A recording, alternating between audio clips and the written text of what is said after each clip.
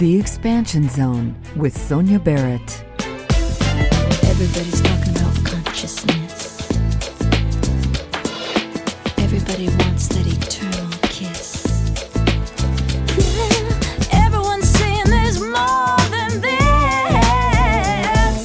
Everyone wants to follow their own bliss.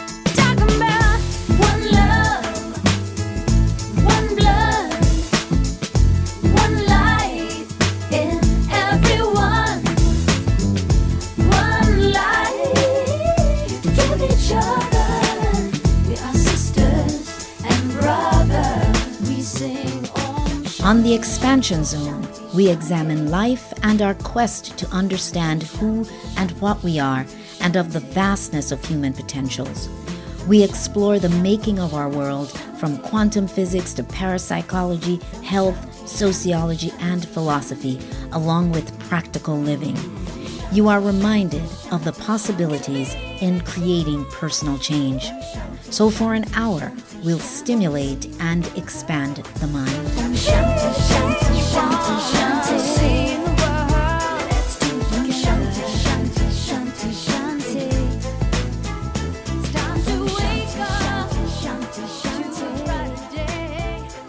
Realize. Well, hello and welcome once again to the Expansion Zone with Sonia Barrett.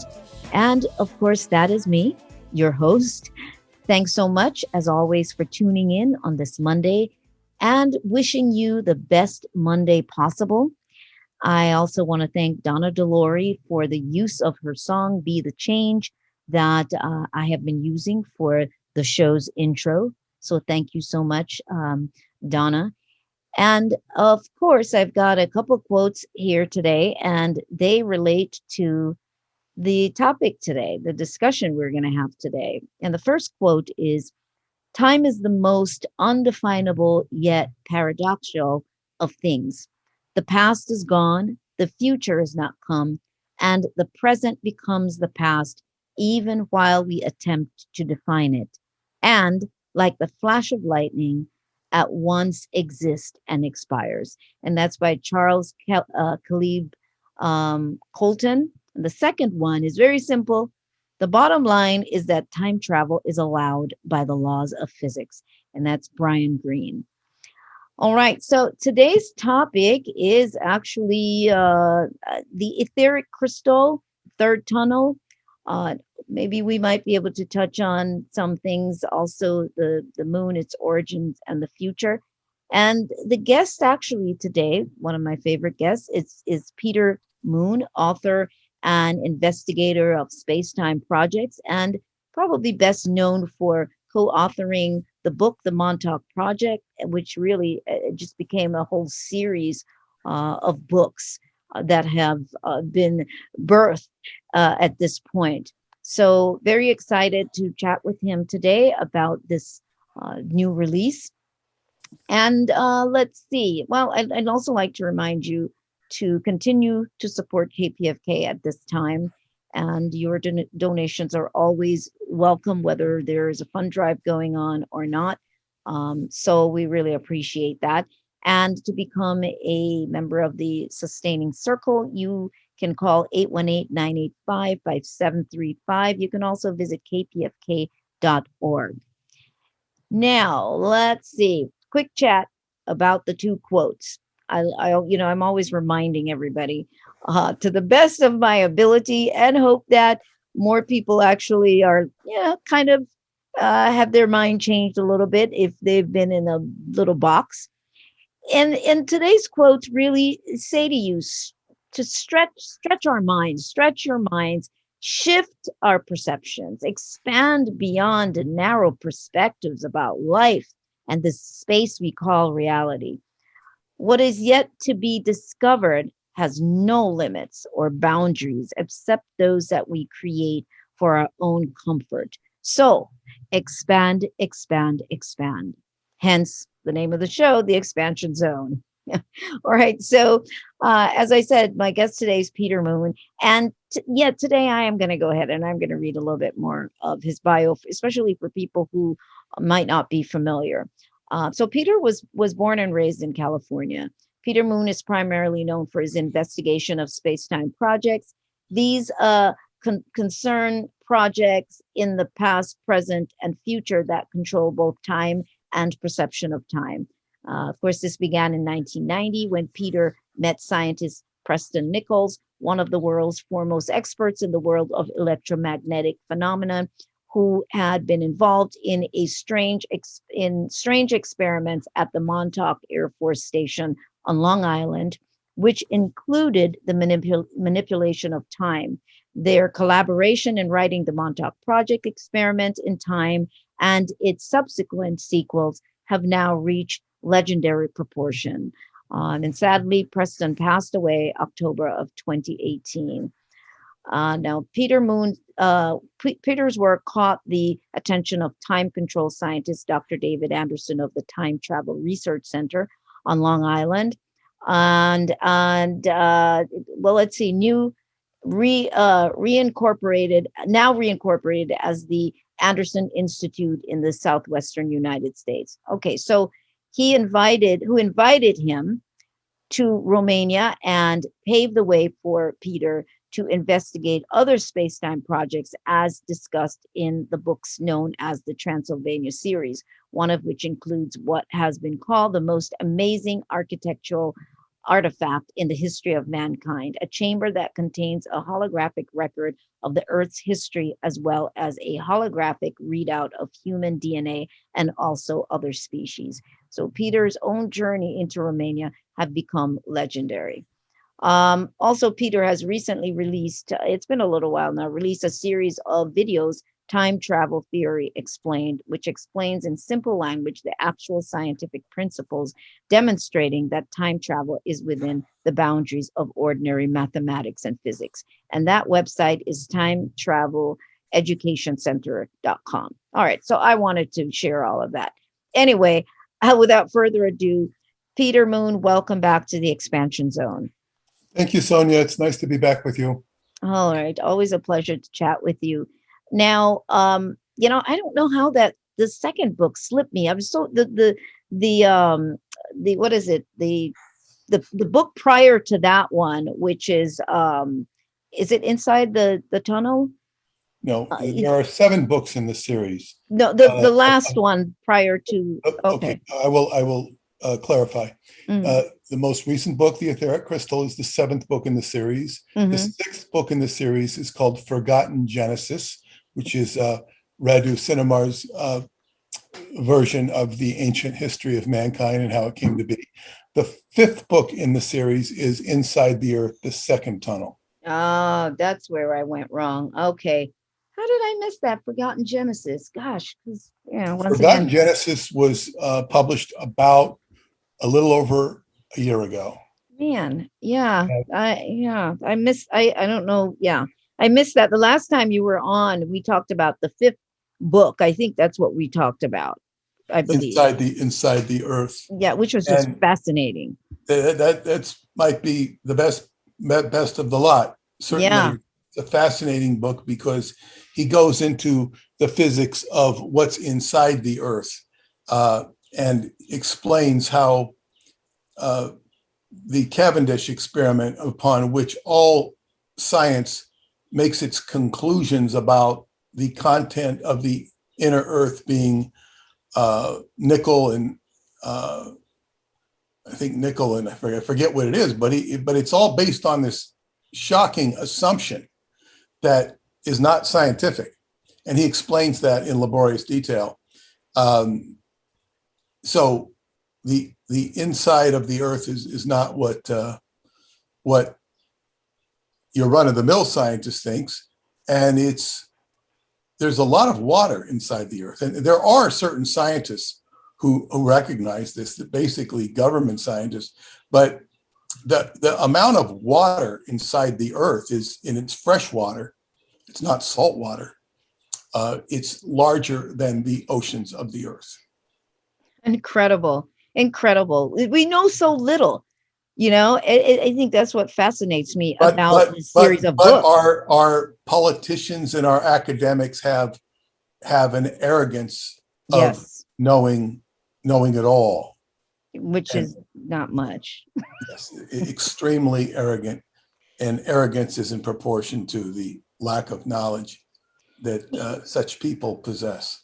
And before we dive in, from what you just said, the reason why that's important is because you have a great amount of the population, the populace, that really rely on scientists for the approval of what they should believe, and what their perceptions could be. So when you get this kind of arrogance, it limits a whole mass of people in terms of an open mind. So I just wanted to interject that spills over into our society, and in terms of what people will allow themselves to understand. Well, yes, and you use the word believe, and it's like, what can you tolerate in your consciousness? And people tolerate a lot of things in their consciousness which are not productive to themselves or to the society around them. The I think it was Bruce Lipton. It might not have been, but I'm pretty sure it was, who said that. In fact, I'm sure I can't. I'm paraphrasing him roughly because I don't remember his exact words, but he said that 70 to 80% of what's going on in a person's mind is junk. It's junk. In other words, it's not just like there's a percentage of DNA that is called junk DNA that's really not. There's a lot of what's going on in people's thoughts that is just pure junk. Right. And we're talking about, commercial tunes running through their heads, Oh my gosh. thinking stupid thoughts, filling their mind with things that are not productive of growth and expansion. right. Yeah. And yes, so that is quite a statement. What meditation can do for an individual, if that is true, and I'm not suggesting it isn't. If you sit there and begin to meditate, all of a sudden that 80, 70%, whatever it is, of junk is going to be redirected. Right. And what should it be redirected on is of course an issue that could be very productive to an individual.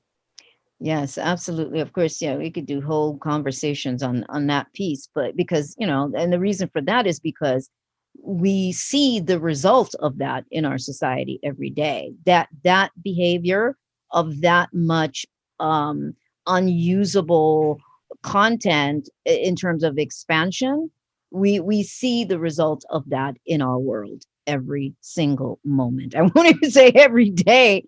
Every single moment we see the result of that empty thinking. Well, yes, and right now the culture is preoccupied with the toxicity of a theory of a virus that has not been proven to exist in the laboratory.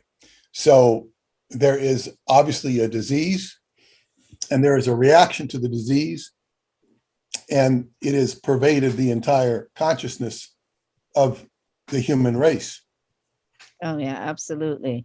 And so all right, so leading into this part of it, we're saying all that we've said so far, but when you look on and you see in the quietness of the shadows, we've got alliances that you mentioned with countries like America and Romania. My point is that countries on the quiet are looking into these things, but then the general public has no idea because we're preoccupied with that 70 to 80% of. Well, they're also not meant to know. So they're not meant to know either. And right? it's occluded from them, even if they're fully conscious. Yeah, even if you're interested, but it helps if you are interested enough, and if you open your mind enough. I think that opportunities can come your way. It there's that possibility of alignment, of things lining up. you know, maybe you might not know all of the details as some of these books discuss, but certainly there's something happening. But to not be open at all is a complete closure of possibility of getting any sort of level of this information. So, but anyway, so well, with this new book, what would be a great way then to sort of guide us into what this new book is all about in terms of this crystal? Okay. Well, as I say, this is the seventh in a series of books.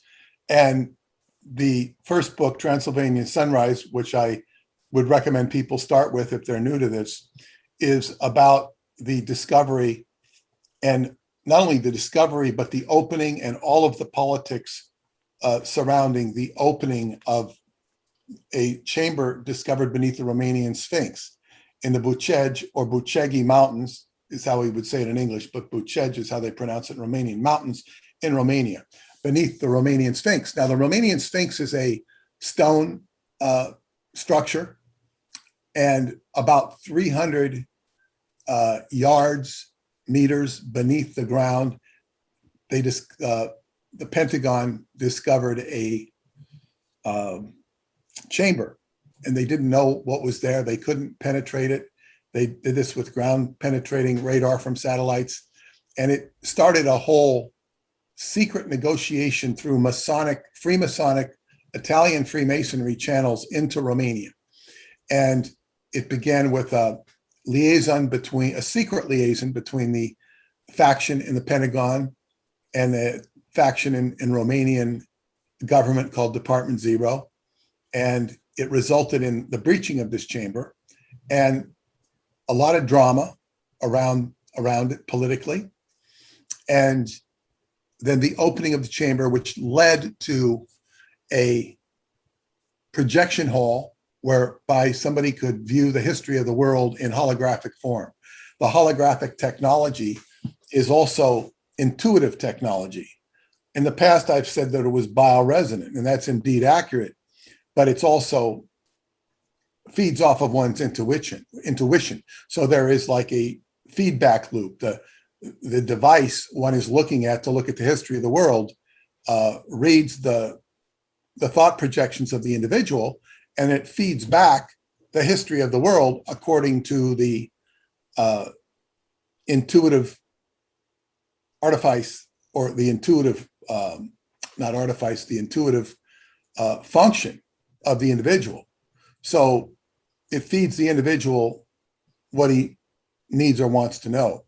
And this history of the world would be contoured to the person watching it. And the individual who writes the books, Radu Sinamar, has only, at that time, at the beginning of the book, had only been in there for about 45 minutes. And he relays his part of that at the end of the story. But there's also within that projection hall 3 tunnels that go into different regions of the earth. The third book is called The Mystery of Egypt, the first tunnel, where he goes to a similar facility beneath the Giza Plateau of Italy. The second tunnel is in the 5th book, Inside the Earth, the second tunnel, which goes into actual civilizations inside the earth. Now, what's fascinating about that is that book, there was like a long hiatus in between that book and the previous one to that. So he was gone for a long time before he either was allowed to or was able to write a book about contacting these civilizations, because he had written to me years before that saying, I miss my mentor, Cesar Brad is who he's called in the book. He says because he's gone to become an ambassador of sorts to the inside the earth. It was very mysterious. But now in this book, it's explained in enough detail to quell your curiosity. And that was the Inside the Earth book, which, as they say, goes into the science of what's inside the earth. And then there is the sixth book, Forgotten Genesis, which is about the ancient history of mankind and how it was influenced or evolved via the help of extraterrestrial entities or beings, live beings. Now, the most recent book, which is the first we learn of the third tunnel, and the third tunnel, according initially, he was told that it went all the way to Tibet, but it went to Tibet via Iraq, and it had an offshoot tunnel to Mongolia, where there are similar installations, not identical. We could say the flagship installation of them all is the one in Romania, according to the book. Now, the etheric crystal is about, he's going on his first adventure into the third tunnel, located beneath the Sphinx in Romania, and they're going to the installation beneath Iraq. Now, what he does allude to, but he cannot talk about it in this book, is before you get to Iraq, in fact, as you're leaving Romania, if you instead of going straight off in the direction of Iraq and going underneath the Black Sea, there's a part of the tunnel that veers off northward into the Carpathians. And the Carpathians are a mountain range that run all the way east to west in Australia, in Romania. And then they curve upwards, not at the end of Romania, but about 3/4 of the way through the land. And the little pocket that they form in the northwest corner of Romania is Transylvania. But he goes up this, or he talks of going this tunnel. It leads to a town which is above ground, Buzău. Buzău is a town that I've been directed to for years by people telling me of mysterious underground things and blue lights. I've never had the opportunity to go there. But he says that there is a underground installation there, but he can't talk about it.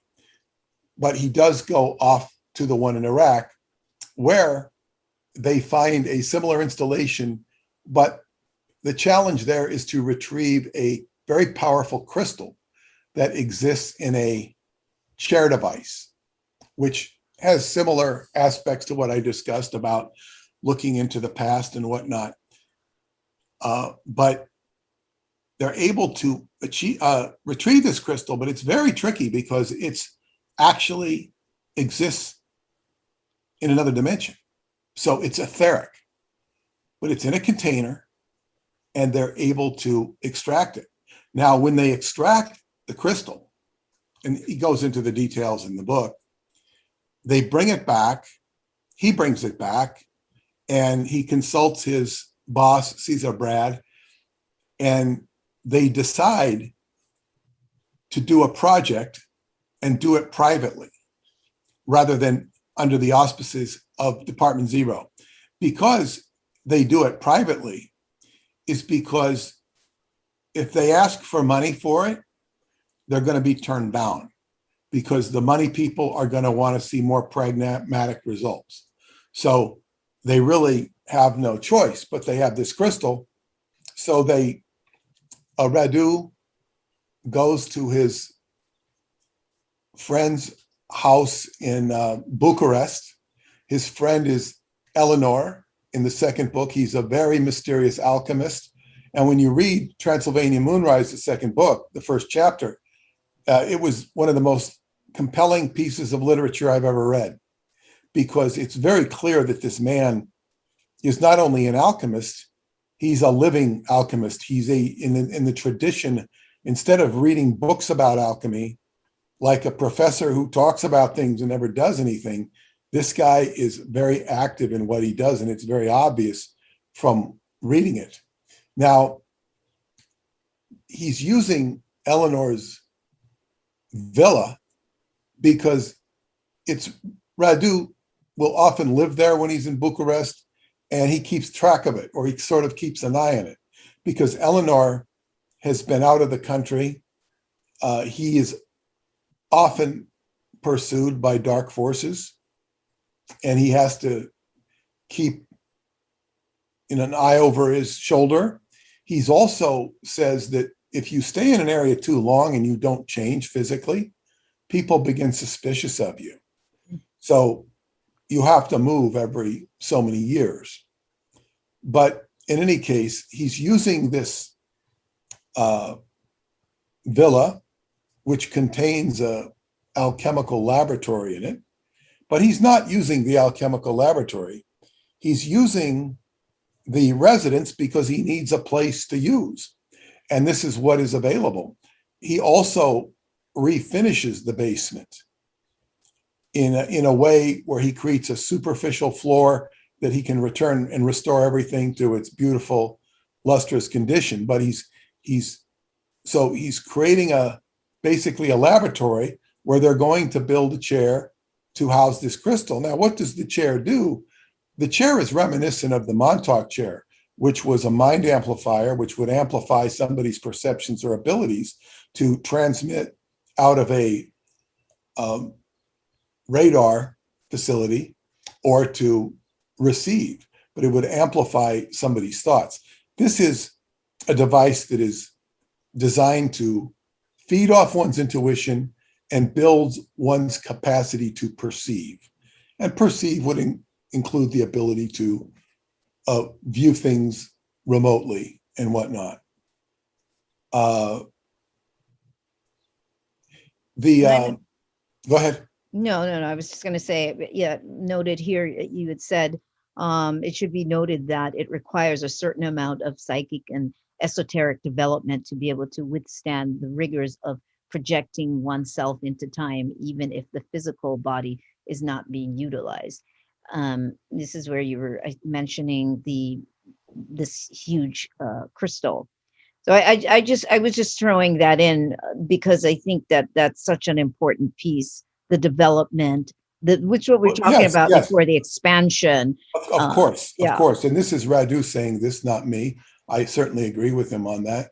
And but as they proceed to fund this project themselves, they realize it's a lot more enormous than they could have imagined. So they begin to be, but it's somewhat successful. So when they run into financial blocks, all of a sudden, out of nowhere, Eleanor appears. Of course, it's his house. He comes into his house and he sees them, runs into them, which isn't a big surprise because he kind of knows they're there because he has his own advanced psychic perception. So basically, he agrees to finance the project because he's very wealthy. His relative who initiated him to alchemy had been around for hundreds of years and basically left his fortune to him. So he's got multiple estates on different continents.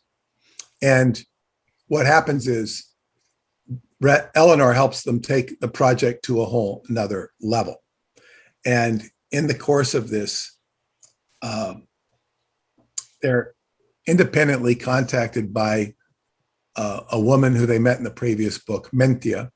She is from the inner earth city called Apelos, which is beneath Transylvania. And she wants to basically meet with Eleanor when they tell her about Eleanor, because they actually go, at one point they're bogged with a project and they go to the council for help. And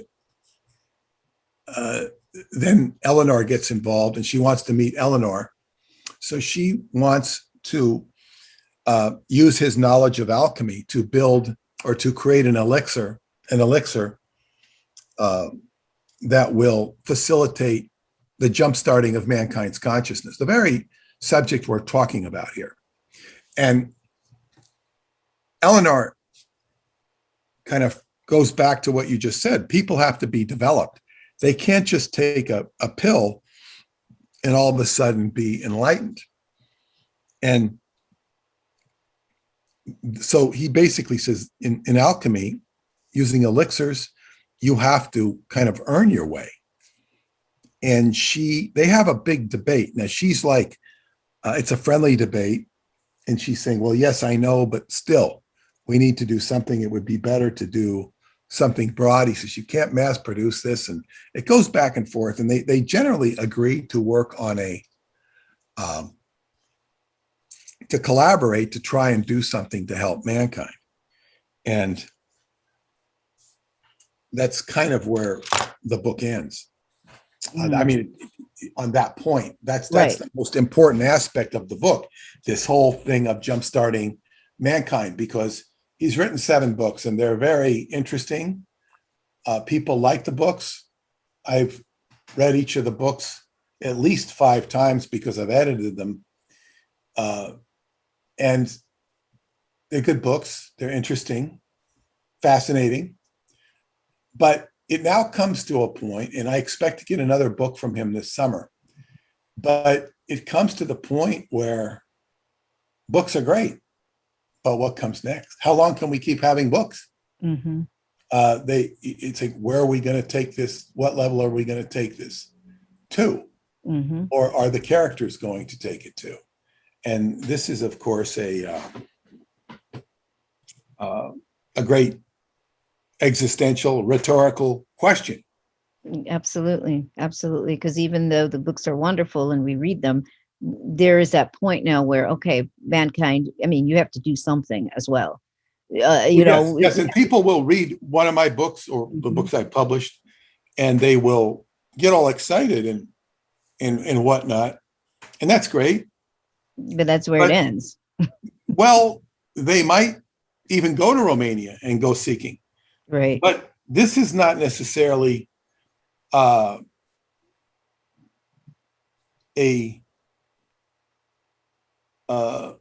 great accomplishment. I mean, you can't underestimate what something represents to an individual.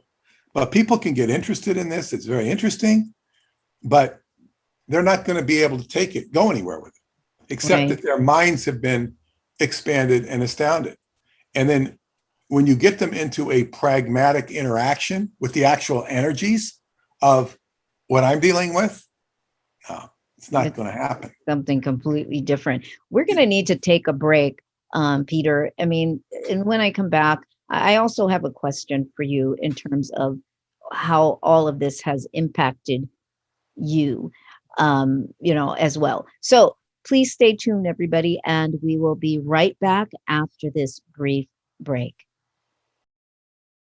And we are back. Of course, you're tuned in to KPFK 90.7 FM in Southern California, and of course, streaming live at kpfk.org.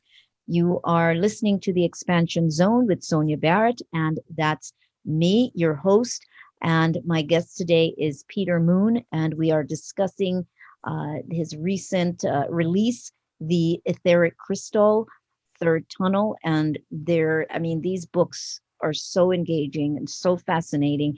And what I love, Peter, is that depending on how expansive a person's mind is, depending on on how curious you've been and your own progression in consciousness, the information that you're triggered, because there are things that are so familiar to you when you are reading. There's a familiarity with the content, with some of the content. So this is what I find fascinating.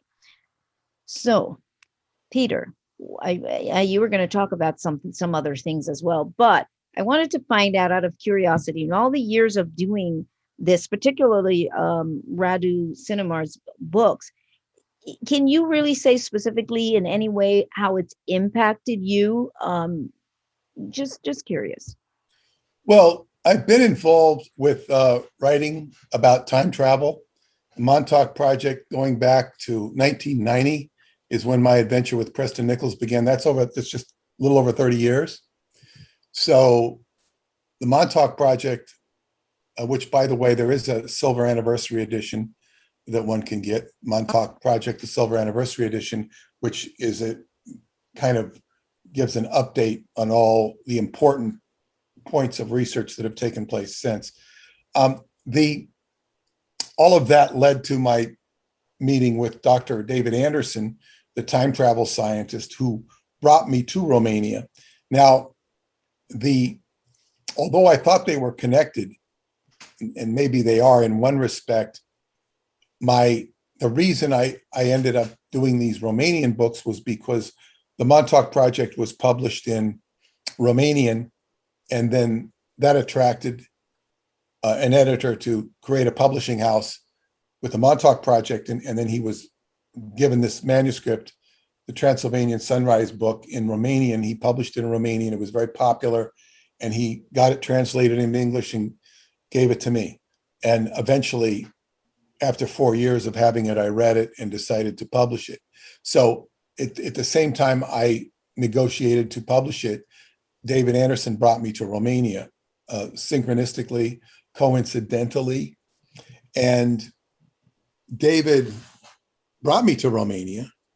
I saw him twice in Romania, 2008, 2009. Last time I saw him was in 2010.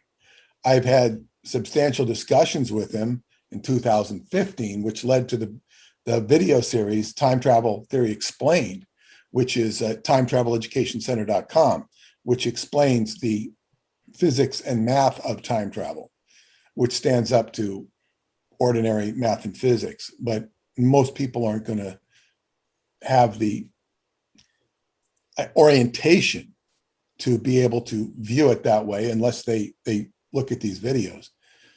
But in any case, but it's plain science and math and simple science and math.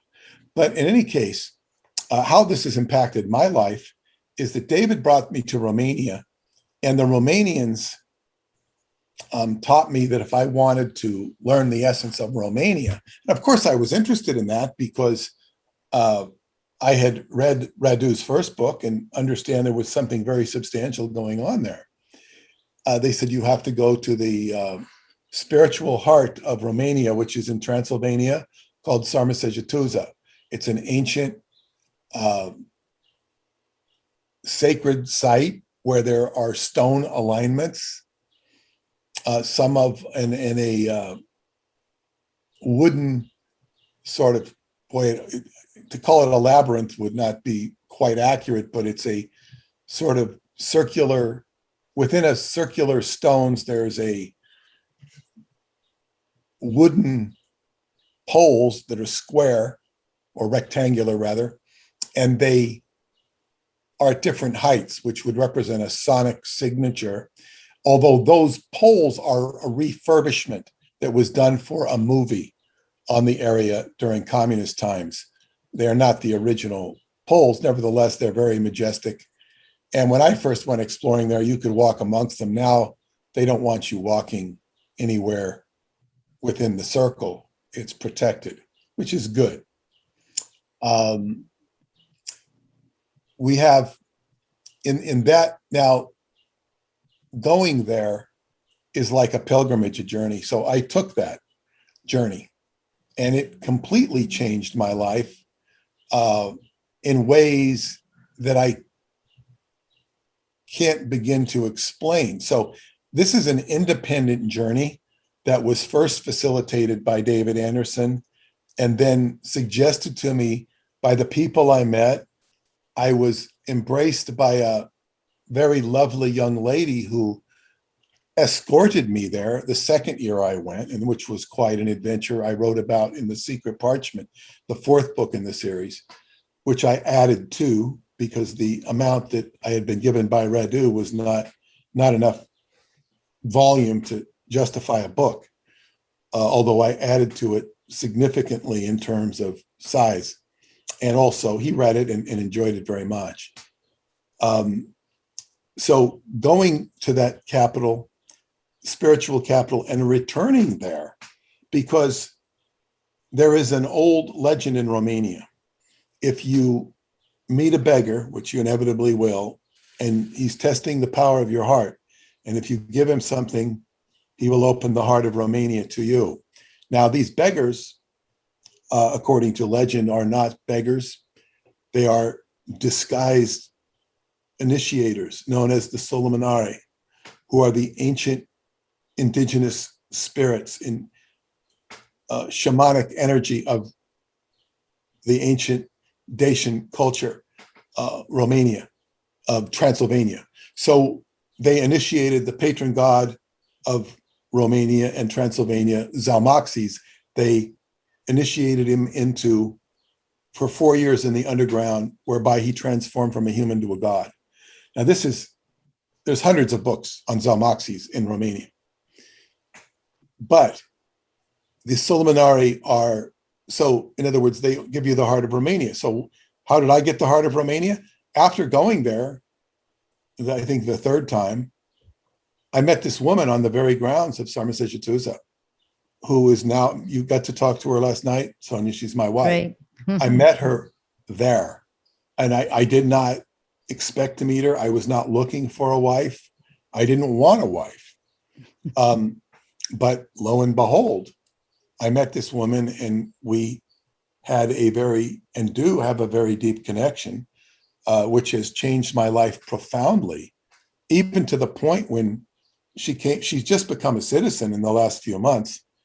And when she came here, I had written to David Anderson on my birthday to tell him that I'd now married this Romanian woman, and he called me on my birthday. He didn't know it was my birthday. And he congratulated me. And he spoke to her. She was very impressed at his ability to speak Romanian. Oh boy, she was wow. impressed. And then that conversation led to the video series that I did, because I had written, after talking to him, I began to delve into his materials that he shared with me in 2009, and which are also on his website, andersoninstitute.com. But I began to break them down, and I broke them down in such a way that I did a newsletter, and I sent it to him, and he was first off, he was completely impressed with the newsletter. He says, nobody has had the patience to break this stuff down like you did. And then what he did, he had a few points to correct, but they were very tiny points. They were technical points. So he endorsed that. And based upon that, I created this series of videos, which makes it far easier to understand. People can have a hard time with them, though. The younger the person, the more likely they are to understand them. And he said when he would present this to a university, people would it would take them a long time to catch on. First, it would usually be a young person, a young student, before the professors would carry on. The problem with his stuff is when he first explained it to me, and he tutored this to me in a private session on one of the houseboats at the camp in Romania. And it was another young woman there who volunteered to come along. And when he explained it to me, I understood. But then when he went away, I couldn't quite remember how it all worked. So it's kind of like it went away. So I had to fight to get it back. And I did get it back. And now it appears on the video series. But even though it explains that time travel is within the bounds of ordinary math and physics, it doesn't bring us time travel itself. There are certain blockages to the subject. And this I have included in a video series called The Psychology of Space-Time, which is going to be done in 3 parts. Only the first part is done, which includes the psychology of dimension, which is looking at space-time quantitatively rather than qualitatively. Like people say, oh, it's a nice space. It's a beautiful space. It's an ugly space. It's a good time. These are good times. These are bad times. Well, now I begin to look at them quantitatively, because in chemistry, you do a quantitative analysis to determine what is the quantity of something, how much this is there. And then you also do separately a qualitative analysis, which tells you the quality of what you're examining. So this is an approach with space-time using quantity instead of quality, which is based upon a mathematical model of dimensions. Which makes sense. Yes. Mathematically makes sense. It's a different approach. So the psychology of space-time is a big deal. So in any case, Romania, now there's also these books that I'm doing, and perhaps the most, I guess, profound mystery of my own personal adventure going back to Montauk results in when David and I spoke in 2015, it was all in preparation for a podcast, which is on the website if you sign up. It was never released to the general public. It was only to people who subscribed. But although elements of it have been put out for the public, and it concerns this, is after when we were going to do this podcast, I said to him, "Can you tell me anything about Romania?" And he says, "I'll get back to you on that." He gets back to me on it, and he says, "Well, what I can tell you about Romania, there is a place in Transylvania." He says it's called, and he mispronounced it, which I thought was interesting because he knows Romanian much better than me. He's fluent. I'm not fluent in Romanian, although I can translate it using Google Translate. I translate it very effectively. He said that this area, he called it Cioclovina Cave. It's Choclovina Cave, but it's spelled Cioclovina,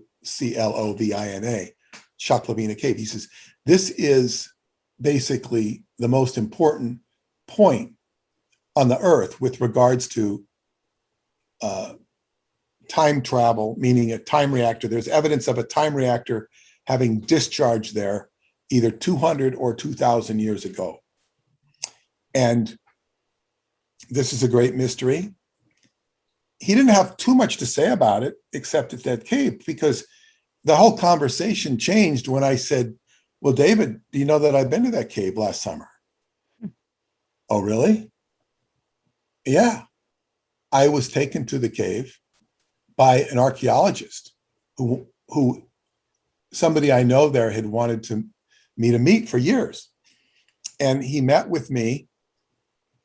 And then he met with me, and my wife, Paula, translated for him.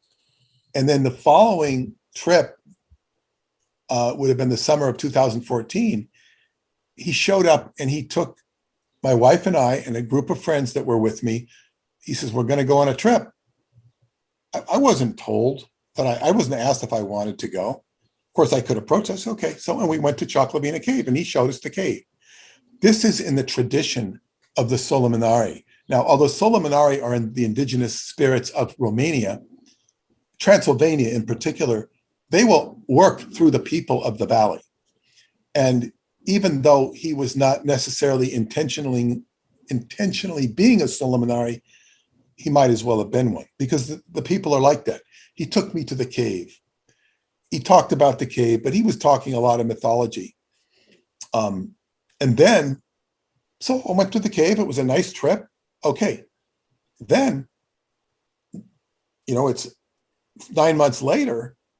8 months later. I'm being told about the significance of this cave, and I go, "Oh, I was there." He says, "I can't believe you were there." So he says, "Well, I don't want to talk about this on the air." So then we do the actual podcast, and he talks all about it. And he's just very Gotta amazed. listen to that. I haven't heard it. I know you referred to it, or it's referred to in the book, I believe, as sort of a Grand Central cave station. Well, exactly. And so then, because he told me this, I made a point of going back there, but I couldn't go back that summer because my wife was new in the country, and it wasn't good for her to travel because she didn't have a green card yet. She might not be able to get back in, even though we were married. So he said, and I'm not going to leave her here she didn't have a driver's license at that time. She had a job, and a work card, but not a driver's license. I can't leave her here. She's too new. So I didn't go that year.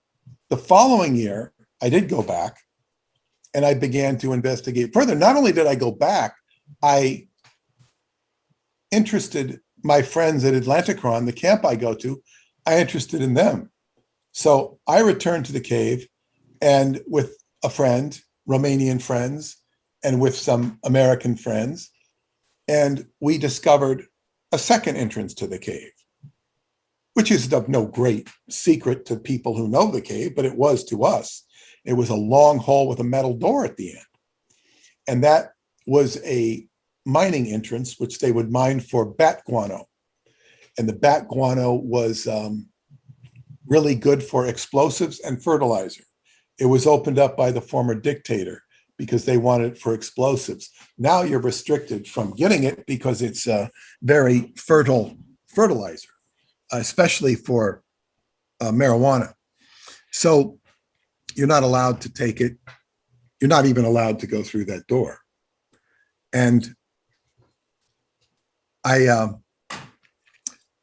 so we couldn't get past the door, but we explored and had an adventure where I got completely soaked in the rain. I'd actually wanted to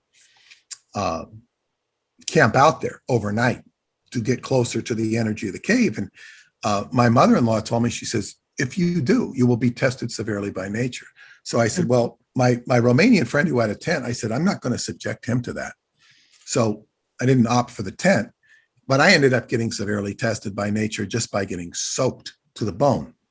But it all worked out fine because my friends who got lost came back, and we managed to get back to the hotel where we all got very warm and very dry. But I want to go back. So then the next year I might have had a physical setback the following year. So when I finally got back there in 2018, one of my Romanian friends had explored that cave with the door. He was able to get behind the door through his connections.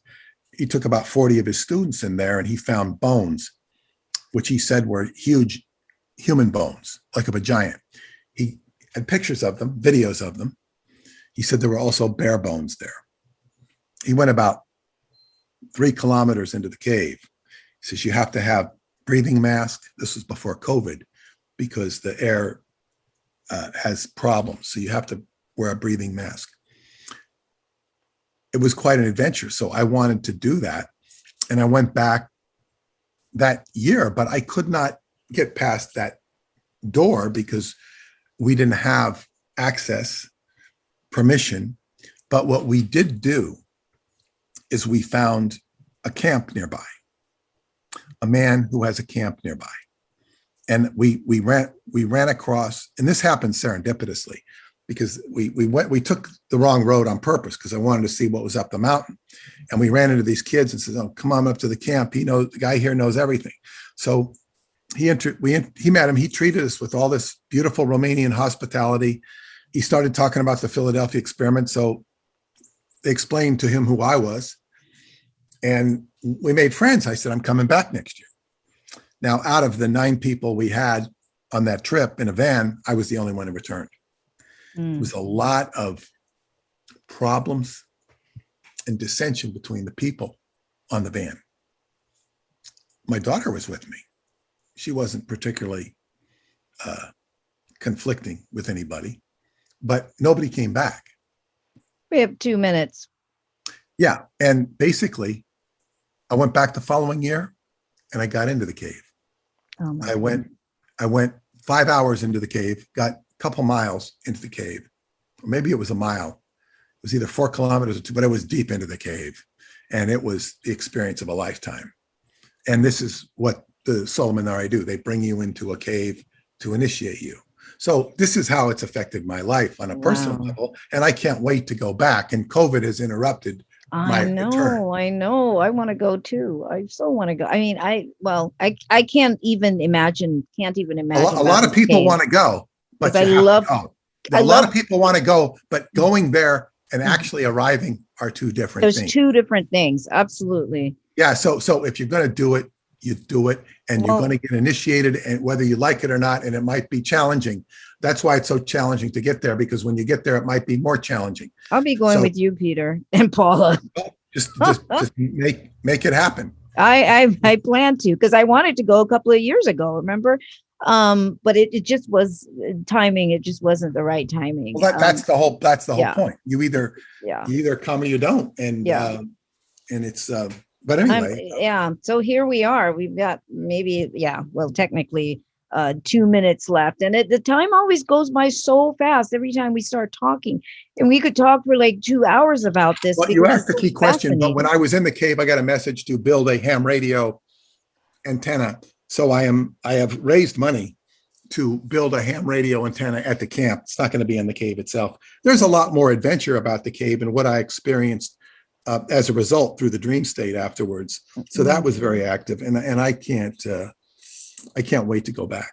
Oh my goodness. And I will wait, but it's okay. I've got plenty of other things to do in the meantime. Well, there'll be so much that's probably that, you know how that is. There's so many things that need to happen in the process and the time before you go, but you don't know what those things are. They just all sort of come together. And then that moment comes when Yes, you're there. and I hope to facilitate David coming to the cave, because to my knowledge, he's never been. He knows a lot about it, and perhaps not in this time, but I want to be like a Solomon myself and bring him to the cave, and also facilitate a place for him to have a home there, which that would be fantastic.